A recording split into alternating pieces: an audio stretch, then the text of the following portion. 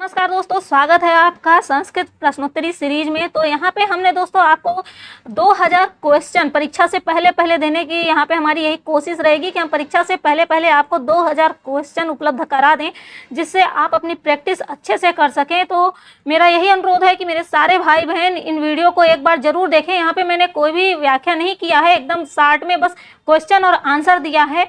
तो बहुत कम समय लगेगा, जितने समय में आप कुछ दूसरी भी चीज़ें देखते रहते हैं यूट्यूब पे। तो इसमें इसे सिर्फ 10 से 15 मिनट की मैंने वीडियो बनाने की कोशिश की है, जिससे आप इसे कम समय में अधिक से अधिक क्वेश्चन पाएँ इसे। और सारे वीडियो जरूर देख लीजिएगा, क्योंकि यहाँ पे 2000 क्वेश्चन अगर हम करा देंगे, हर टॉपिक पे 100-200 क्वेश्चन होंगे, तो लगभग आपके सारे क्वेश्चन एक बार रिवीजन हो जाएंगे। सारे क्वेश्चन आपको प्राप्त हो जाएंगे, हर एक विषय से, हर एक सब्जेक्ट से आपको मिल जाएगा। और ये सारे टीजीटी सिलेबस के अंतर्गत ही है, कोई भी बाहर से नहीं है क्वेश्चन।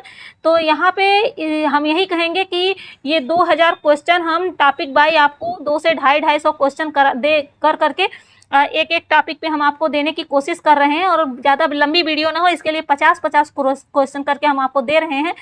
तो एक बार ज़रूर देखें। और दोस्तों, जो भी हमारे भाई बहन नए आए हैं वीडियो पे, लाइक और सब्सक्राइब करना ना भूलें। और जो हम देख भी रहे हैं, तो वो लाइक ज़रूर कर लिया कीजिए, जिससे कि आपको नेक्स्ट वीडियो का नोटिफिकेशन मिल सके।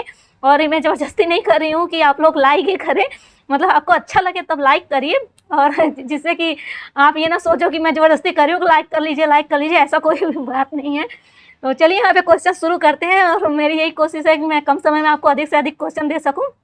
तो चलिए क्वेश्चन शुरू करते हैं। यहाँ पे एक वचनांत रूप है, तो एक वचनांत रूप है अप्सरा, ऑप्शन नंबर बी राइट हो जाएगा। और ये 75 नंबर का क्वेश्चन है। इससे पहले से 50 क्वेश्चन हमने पिछली वीडियो में दिया है, तो उसे भी जाके देख लीजिए। जो नए जुड़ रहे हैं उनके लिए उसे भी जाके देख लें, और सारे क्वेश्चन जरूर करिए, एक बार जरूर पढ़ लिया कीजिए। नेक्स्ट क्वेश्चन है, कौन सा पद तीनों से लिंग भेद के कारण अलग है? तो कौन सा वो पद है? तो यहाँ पे राइट क्या हो जाएगा आपका? हो जाएगा ऑप्शन नंबर डी, धर्म। धर्म यहाँ पे लिंग भेद के कारण अलग है। नेक्स्ट है आपका, अपृच्छा रूप किस लकार का है? अपृच्छा रूप किस लकार का है? तो है लंग लकार, ऑप्शन नंबर सी राइट हो जाएगा। और नेक्स्ट है आपका एक वचनांत रूप है। एक वचनांत रूप कौन सा हो जाएगा? तो शक्नुया यहाँ पे एक वचनांत रूप है, ऑप्शन नंबर सी सही हो जाएगा। कौन सा धातु रूप पुरुष की दृष्टि से अन्य तीनों से पृथक है? तो ये हो जाएगा आपका ऑप्शन नंबर डी, जानियाम। जानियाम यहाँ पे पृथक है, ऑप्शन नंबर डी यहाँ पे सही हो जाएगा। तो दोस्तों, जो हमारे टीजीटी के भाई बहन नए हैं, जिन्हें इन सब को समझने में परेशानी हो रही है, तो हमने इन सब की विस्तार पूर्वक, इन सब प्रश्नों की विस्तार पूर्वक भी आंसर दिया हुआ है, एकदम विस्तार से उसमें समझाया है।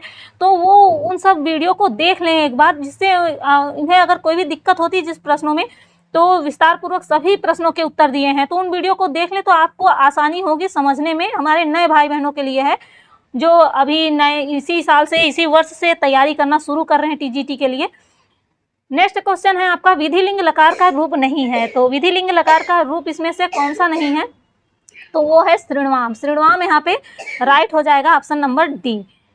अगला प्रश्न है, निम्नलिखित में से लोट लकार का रूप है। लोट लकार का रूप इसमें से कौन सा है? तो ये है आपका ऑप्शन नंबर बी, गच्छत। गच्छत ऑप्शन नंबर बी ये सही हो जाएगा आपका। संस्कृतम इस पद में प्रत्यय है, तो इस पद में कौन सा प्रत्यय होगा? तो कत प्रत्यय हो जाएगा यहाँ पे, ऑप्शन नंबर सी राइट है, प्रत्यय। नेक्स्ट देखते हैं, शुद्ध पद है। शुद्ध पद कौन सा हो जाएगा इन चारों में? तो ये हो जाएगा कृत्वा, ऑप्शन नंबर सी सही हो जाएगा, कृत्वा शुद्ध पद है। यहाँ पे भी शुद्ध पद पूछ रहा है, तो ये हो जाएगा option number C, Chitwan. Option number C, Chitwan यहाँ पे शुद्ध हो जाएगा। नेक्स्ट है, मिल धन तुमुन के योग से पद निष्पन्न होगा। तो कौन सा पद बनेगा? तो यहाँ पे हो जाएगा मेलितुम, ऑप्शन नंबर डी राइट हो जाएगा, मेलितुम। और अगला प्रश्न है, शुद्ध वाक्य का चयन करें। तो इसमें से शुद्ध वाक्य का चयन करिए, कौन सा शुद्ध है इसमें से? तो इसमें से शुद्ध होगा अष्टौ पुस्तकानि आनया। यहाँ पे अष्टौ पुस्तकानि आनया, ऑप्शन नंबर बी यहाँ पे शुद्ध हो जाएगा, अष्टौ पुस्तकानि आनया। यहाँ पे ऑप्शन नंबर बी राइट हो जाएगा। ढक प्रत्यय के स्थान पर आदेश होगा। तो ढक प्रत्यय के स्थान पे कौन सा आदेश होगा? तो ए आदेश हो जाएगा, ऑप्शन नंबर बी सही हो जाएगा, ए। ढक प्रत्यय के, ये क्वेश्चन रिपीट हुआ है, राष्ट्रीय में प्रत्यय है। राष्ट्रीय में प्रत्यय है, तो कौन सा प्रत्यय होगा? तो घ प्रत्यय है, ऑप्शन नंबर ए राइट हो जाएगा, घ प्रत्यय। वट वृक्ष में संधि है, वट वृक्ष में कौन सी संधि हो जाएगी? तो वो हो जाएगी अयाधि संधि। ऑप्शन नंबर सी राइट हो जाएगा, अयाधि संधि। और नेक्स्ट क्वेश्चन है, अर्थ की दृष्टि से प्रत्येक श्लोक जहां स्वतंत्र होता है वह काव्य की कौन सी विधा होती है? तो वह काव्य की कौन सी विधा होती है? तो वो मुक्त काव्य होती है, वो मुक्त काव्य कहलाता है। ऑप्शन नंबर सी राइट हो जाएगा। भर्तृहरि के विषय में असत्य कथन है, तो यहाँ पे असत्य कथन पूछा है, सत्य कथन नहीं करिएगा।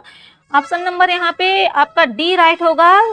शतक त्रय एवं वाक्य प्रदीवम के लेखक नहीं है, तो यहाँ पे ऑप्शन नंबर डी ये असत्य है, लेखक नहीं है दिया है, ये लेखक हैं, यहाँ पे राइट हो जाएगा ऑप्शन नंबर डी।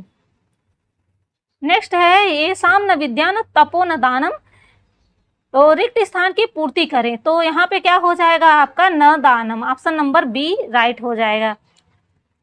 तो आगे देखते हैं, वाग भूषणम भूषणम, तो यहाँ पे क्या होगा, यह सूक्ति किस कवि से संबद्ध है? तो किस कवि से संबंधित है यह सूक्ति? तो यह है भर्तृहरि से। ऑप्शन नंबर बी यहाँ पे सही हो जाएगा। वारेका में संधि है, वारेका में कौन सी संधि हो जाएगी? तो यण संधि हो जाएगी, ऑप्शन नंबर डी सही हो जाएगा। अगला प्रश्न है, सत्संगति कथय किम न करोति पुसाम, यहाँ पुसाम पद में विभक्ति एवं वचन है, तो यहाँ पुसाम पद में कौन सी विभक्ति और कौन सा वचन है? तो इसमें हो जाएगा आपका क्या सही हो जाएगा? षष्ठी विभक्ति बहुवचन, ऑप्शन नंबर डी यहाँ पे राइट हो जाएगा, षष्ठी विभक्ति और बहुवचन। सत्संगति पद में कौन सा समास है? इसमें समास पूछ रहा है, कौन सा समास हो जाएगा? तो इसमें होगा षष्ठी तत्पुरुष समास, ऑप्शन नंबर बी राइट हो जाएगा, षष्ठी तत्पुरुष समास। और नेक्स्ट क्वेश्चन है, नीति शतकम के अनुसार भगवान विष्णु के प्रसन्न होने पर मानव को क्या मिलता है? तो भगवान विष्णु के प्रसन्न होने पर मानव को क्या मिलता है? तो सदाचारी पुत्र, पवित्रता स्त्री, स्नेही मित्र, उपयुक्त सभी, यानी ऑप्शन नंबर डी यहाँ पे राइट हो जाएगा, ये सभी मिलता है किसमें? भगवान विष्णु के प्रसन्न होने पर। अगला देखते हैं, प्रारभ्यते न खलु विघ्न भय नीचे, यह वाक्य है, तो यह वाक्य है, तो ये वाक्य है भाववाच्य में, ऑप्शन नंबर सी सही हो जाएगा, भाववाच्य में। अगला प्रश्न है, भर्तृहरि के अनुसार सभी गुण किसमें आश्रित होते हैं? तो सभी गुण किसमें आश्रित होते हैं? तो आश्रित होते हैं धन में, ऑप्शन नंबर डी राइट हो जाएगा। नेक्स्ट है, वस्यवाणी चक्रवर्ती, यह उपाधि किस कवि की है? तो ये किसकी उपाधि है? तो ये है बाणभट्ट की, ऑप्शन नंबर डी राइट हो जाएगा। अगला प्रश्न है, महानयम भुजंग, बाणभट्ट के लिए यह कथन किसने कहा है? महानयम भुजंगम, यह बाणभट्ट के लिए किसने कहा है? तो ये कहा है हर्षवर्धन ने, ऑप्शन नंबर ए सही हो जाएगा, हर्षवर्धन। नेक्स्ट देखते हैं, बाणभट्ट की क्रमिक वंश परंपरा का सही क्रम है, तो कौन सा सही क्रम हो जाएगा? तो हो जाएगा पाशुपत, अर्थपति, चित्रभानु, बाणभट्ट और Bhushan Bhatt, option number A right हो जाएगा। नेक्स्ट है, बाण के भाई माने जाते हैं, बाण के भाई कौन माने जाते हैं? तो चित्रसेन और मित्रसेन, ये दोनों माने जाते हैं, ऑप्शन नंबर सी राइट हो जाएगा। अगला प्रश्न है, गद्य काव्य है, तो गद्य काव्य क्या है, कैसा है? तो यहाँ पर किसमें है? हाँ, ये गद्य काव्य कौन सा है, कौन सा होगा यहाँ पे? तो उदय सुंदरी कथा, वेम भोपाल चरितम, तिलक मंजरी, तो यहाँ पे क्या सही हो जाएगा? तो यहाँ पे डी सही हो जाएगा, उपयुक्त सभी, अर्थात ये सभी गद्य काव्य ही हैं। अगला प्रश्न है, जब बाणभट्ट के पिता की मृत्यु हुई उस समय बाण की अवस्था थी, तो उस समय बाण की अवस्था कितनी थी? तो 14 वर्ष की थी, 14 वर्ष की थी बाण की अवस्था जब बाण के पिता की मृत्यु हुई, ऑप्शन नंबर सी सही हो जाएगा। और नेक्स्ट क्वेश्चन है, चरति विमुक्तहारम व्रतमिव भवतः रिपुस्त्रीणाम, यहाँ भवतः पद से किसका बोध हो रहा है? किससे? भवतः पद से, तो यहाँ पे बोध हो रहा है शूद्रक का, ऑप्शन नंबर डी यहाँ पे आपका सही हो जाएगा।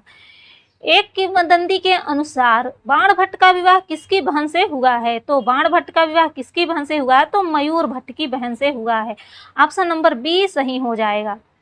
धिया निबद्धे द्वितीय कथा, यहाँ कथा पद से किसका संकेत मिलता है? कथा पद से किसका संकेत है? तो यहाँ पे हो जाएगा कादम्बरी कथा का, ऑप्शन नंबर डी राइट हो जाएगा, कादम्बरी कथा। अपरिणाम उपशमो दारुणो लक्ष्मी मद, यह कथन किसका है? तो यह कथन किसका है? तो ये है सुकनास का। ऑप्शन नंबर बी राइट हो जाएगा, सुकनास का। और नेक्स्ट क्वेश्चन है, अनुझिझ्झत धवलतापी सरागयो भवती यूनाम दृष्टि, यहाँ यूनाम पद में विभक्ति है। किस पद में? यूनाम पद में कौन सी विभक्ति हो जाएगी? तो यहाँ पे हो जाएगा आपका ऑप्शन नंबर बी षष्ठी विभक्ति। ऑप्शन नंबर बी राइट हो जाएगा, षष्ठी विभक्ति। अगला प्रश्न है, सुकनास के अनुसार अनर्थ की परंपरा में परिगणित है, तो परिगणित क्या है? तो वह है उपयुक्त सभी, यानी ऑप्शन नंबर डी, यानी जन्मजात प्रभुता, युवावस्था, अनुपम सौंदर्य, ये सभी परिगणित है। नेक्स्ट देखते हैं, समुद्र में लगने वाली आग को कहते हैं। समुद्र में लगने वाली आग को क्या कहते हैं? तो बडवानलः समुद्र में लगने वाली आग को कहते हैं। अगला प्रश्न है, सूरकंटकमिव परिहरति दातारम दुःस्वप्नमिव न स्मरति, इस वाक्य का कर्तृपद पद होगा। तो इस वाक्य का कर्तृपद क्या होगा? तो ये होगा लक्ष्मी। लक्ष्मी यहाँ पे राइट आंसर हो जाएगा, ऑप्शन नंबर ए। नेक्स्ट है, विनीतम पातकिन्मिव नोपसर्पिति, इस पंक्ति में अलंकार है, तो इस पंक्ति में कौन सा अलंकार हो जाएगा? तो हो जाएगा यहाँ पे उपमा अलंकार। ऑप्शन नंबर बी राइट हो जाएगा। निम्नगा पद का अर्थ है, निम्नगा पद का अर्थ है, तो क्या हो जाएगा यहाँ पे? नदी। नदी यहाँ पे सही हो जाएगा, option number C. Option number C. अगला प्रश्न देखते हैं, सुमेलित करें पति और पत्नी। तो यहाँ तो कालिदास की पत्नी कौन है? विद्योत्मा, का हो गया तीसरा आपका। और भारवी की पत्नी कौन है? तो वो है रसिका। भारवी की पत्नी कौन है? रसिका। और वशिष्ठ की पत्नी, वशिष्ठ की पत्नी हो गई आपकी अरुंधति। अब ये पहला हो गया, ग का पहला हो गया। और अगस्त की पत्नी है तो लोपामुद्रा, ये हो गया घ का चौथा। तो यहाँ पे राइट आंसर क्या हो जाएगा? राइट आंसर हो जाएगा option number C. Option number C right हो जाएगा। नेक्स्ट देखते हैं, अंबिका दत्त व्यास की लगभग कितनी रचनाएं मानी जाती है? अंबिका दत्त व्यास की लगभग कितनी रचनाएं मानी जाती हैं? तो लगभग 80 रचनाएं मानी जाती हैं अंबिका दत्त व्यास की। अगला प्रश्न है, अच्छोद सरोवर का वर्णन किस ग्रंथ में है? अच्छोद सरोवर का वर्णन किस ग्रंथ में है? तो कादंबरी में अच्छोद सरोवर का वर्णन मिल जाएगा, अच्छोद सरोवर। नेक्स्ट देखते हैं, सुमेलित करें। तो यहाँ पे सुमेलित करना है, राजा है और उसकी राजधानी है, राजा और राजा की राजधानी है, इसे सुमेलित करना है। थोड़ा और ऊपर कर देते हैं। हाँ, अब राजा और राजा की राजधानी है तो उसे सुमेलित करना है। तो शूद्रक, शूद्रक की राजधानी कौन थी? तो विदिशा। शूद्रक की राजधानी कौन थी? विदिशा थी। और राम की राजधानी कौन थी? तो अयोध्या। राम की राजधानी अयोध्या है। और दुष्यंत की राजधानी थी हस्तिनापुर। हस्तिनापुर दुष्यंत की राजधानी थी। और कुबेर की राजधानी अलकापुरी थी। और तारापीठ की राजधानी उज्जैनी थी। तो यहाँ पे कौन सा हो जाएगा? तो यहाँ पे हो जाएगा पहला का का दूसरा हो जाएगा, ख का हो जाएगा चौथा, ग का हो जाएगा पांचवा, और ग का हो जाएगा पहला, और घ का हो जाएगा पांचवा, और अंगा का हो गया आपका तीसरा। अंगा का हो गया यहाँ पे तीसरा। तो यहाँ कौन से ऑप्शन में है? तो सी। सी ऑप्शन में यहाँ पे है आपके। तो ये हो गया आपका सी ऑप्शन सही हो जाएगा। नेक्स्ट देखते हैं, भर्तृहरि की प्रसिद्धि का कारण है। भर्तृहरि की प्रसिद्धि का कारण है तो वो है एक महान व्याकरण, एक राजनीतिज्ञ राजा, एक श्रृंगारिक और वैरागी कवि, उपयुक्त सभी। ऑप्शन नंबर डी यहाँ पे सही हो जाएगा। पयः यह कैसा पद है? पयः यह कैसा पद है? तो ये है सकारांत नपुंसक लिंग। सकारांत में नपुंसक लिंग में यह पद है। नेक्स्ट देखते हैं, व्याकरणम पद में कौन सा प्रत्यय है? व्याकरणम पद में कौन सा प्रत्यय है? तो इसमें ल्युट प्रत्यय है। ल्युट प्रत्यय है, ऑप्शन नंबर बी सही हो जाएगा। आगे देखते हैं, संस्कृत शिक्षक से समाज क्या अपेक्षा करता है? संस्कृत शिक्षक से समाज क्या अपेक्षा करता है? तो समाज अपेक्षा करता है संस्कार की, ज्ञान की, उत्तम चरित्र व व्यवहार की, यानी उपयुक्त सभी की। ऑप्शन नंबर डी सही हो जाएगा। नेक्स्ट है, शिवराज विजयम का पात्र नहीं है। शिवराज विजयम का पात्र इसमें से कौन नहीं है? तो गोकर्णी। गोकर्णी शिवराज विजयम का पात्र नहीं है। गौर सिंह, शिवाजी, ब्रह्मचारी गुरु, ये सभी शिवराज विजयम के पात्र हैं। तो दोस्तों जाने से पहले चैनल को लाइक और सब्सक्राइब करना बिल्कुल नहीं भूलिएगा, जिससे नेक्स्ट वीडियो का नोटिफिकेशन आपको प्राप्त हो सके।